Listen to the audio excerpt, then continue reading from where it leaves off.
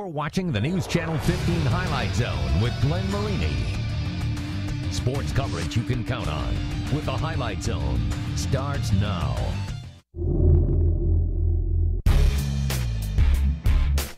Wayne is a good, fast-paced team. I think they'll try to speed up the tempo. They're going to really scrap on the defensive end. They got a great combination with the brothers. Every time we play Lures, it's a big game. Every time we get a chance to play against James Blackman, the kids really get amped up for it. Stop the Blackman, James and DJ, of course. Everybody hyping it up. Like a thorough electrician, conference races are coming down to the wire. Huge game in the TRC tonight. Randy Spieth made the drive out to Tippecanoe Valley. The ACAC boys go full force a week after their conference tournament, and Norwell trying to stay perfect in NHC girls play. However, the SAC taking center stage tonight, and for that, we go to Joe Whalen. Joe? Glenn, coming into the night, there was a logjam atop the SAC. Wayne, Concordia, and Northrop all at the top of the standings at 3-1 in conference play. The Generals, a pleasant surprise, but tonight, Bishop Luers trying to take them down a notch. The Generals and the Knights taking center stage in our Highlight Zone game of the week. A family affair tonight out at Luers. Wayne led by the three Mitchell brothers. Luers led by a trio of Blackmans, including head coach James Sr. In the first, Knights running C.J. McCarter. No look to Tony Shelton.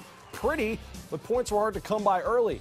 Wayne going to the guards. Joey Stanford. They call him Scoops. Generals up after one. James Blackman Jr., the IU recruit, was scoreless until the final minute of the half when he does this. Cross him up, drop it in. Next possession, JBJ looking for a little bit more. Second three of the night for him, ties it at 26 heading into the recess. In the third, the Generals, Marlon Rogers Fincher from deep.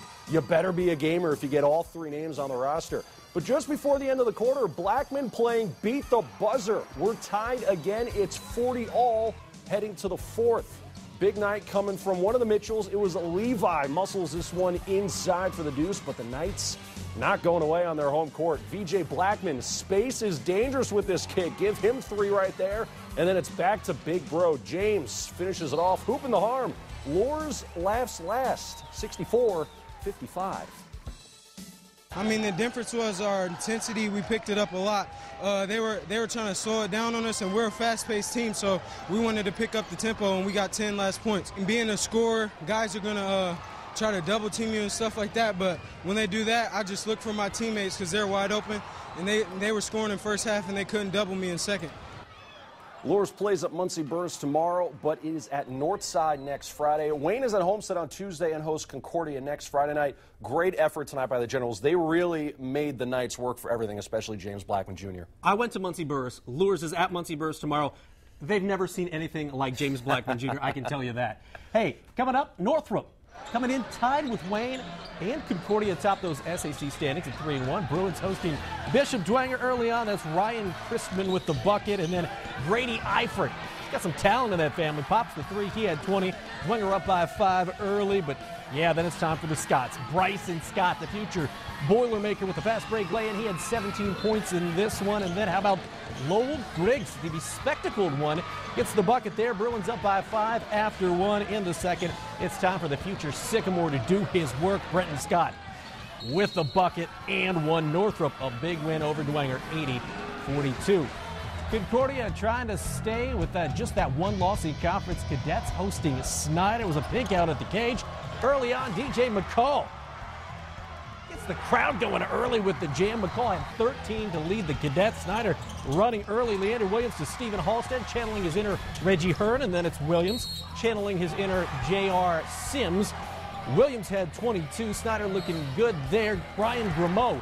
The Grimeau show had 11 for the Cadets. You're going to see Ryan Gross beat the buzzer there, but Snyder with a furious comeback to hand Concordia its second loss in SAC play, 64-57. Good win for the Panthers. At By-Hay Arena, the Totem Pole rivalry on the hardwood. Southside at Northside. Third quarter, South's Dominic Gleason will back down in the bucket. He had 27 to lead South, but you know what? North's Mike Davis, he dresses in a phone booth, not in the locker room, because he is your Superman. Southside had no kryptonite. Davis on the replay, going up high for the jam. And Northside, oh, they had the momentum after that. Jeremy Jones, the Pilfer, the pair. Redskins up by 10 as we head to the fourth and final frame. My Love Sutton with the jumper there as Northside wins 80-63. In girls hoops, last Friday night, Southside beat Snyder to take sole possession of first place. The Archers 4-0 in league play, with Snyder and Concordia right behind at 3-1. Both the Panthers and the Cadets could ill afford a loss tonight if they wanted to keep their SAC title hopes alive. They were squaring off at the cage. Third quarter action, Brianna Moore with a nice crossover in the score. Concordia looking good with DeJour Young. She's having a heck of a season. 19 points for Young. That would lead the Cadets, but Snyder took control of this ball game in the fourth quarter. Meredith Shipman, the bucket right there from the future Western Michigan Broncos. She had 20 to lead Snyder. Then you're going to see her get the rebound and pop the jumper as Snyder pulls away to win at 62-52. Last few weeks we have some tough opponents. Came in tonight kind of with that same mentality. Can't take anyone lightly from here on out, and hopefully that set the tone for us.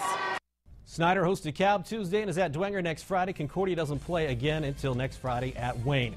Southside trying to stay on top of the conference standings. Archers looking to go 5-0 in league play. They were at Northside. Third quarter action, DeJoya Johnson, the senior, beats the buzzer. It was 46-17 South. In the fourth, future IPFW Mastodon Ariana Simmons with the bucket right there. Northside didn't have much going on tonight, and that's partially because Southside is so darn good. It's South winning this one by 30, 48-18, the final. Lures ranked 18th in 2A. The Knights hosting a Wayne in the third quarter. Joey Stanford, the fabulous freshman, going off glass to give Wayne a 2-point lead, 26-24, but Lures right back. Emma Wolf with the triple to give Lures the lead by 1. Wayne's defense would pick it up from there, though. Jamela Hathaway gets the lay-in there, and then in the fourth quarter, it's Wayne taking control. Harmon James with the triple. Then it's Shatoya Sanders inside for 2, and Wayne picks up a nice win on the road in Bishop Lewis, 65-49. Final stop in the SAC tonight, Dwenger at Northrop. That girl can count to 4. I know Allie Christman can count to 3 because, well, she counted them right there. Future Ferris State standout with the bucket. But the Saints down 42-26. Still in the fourth, that's Quila Jackson with 2 of her 15. Alyssa Gibson, as Dave Scudder would draw it up, working it down low here on the putback. She led the Saints with 16 points, but Northrop would close this one out at the line. That's Aaliyah Swari there. She had 22 to lead the Bruins as Northrop wins it 53-40. Well, the SAC is now history, but there was some big-time action outside the Summit City. ACAC boys in full force tonight, and that includes Bluffton at home. Norwell trying to stay unbeaten in NHC girls action, plus a huge game in the TRC. We're going to make the drive all the way to Tippy Valley for a showdown with Southwood. Those highlights and much more coming up in the zone. We are Leo! Stay tuned for the Highlight Zone.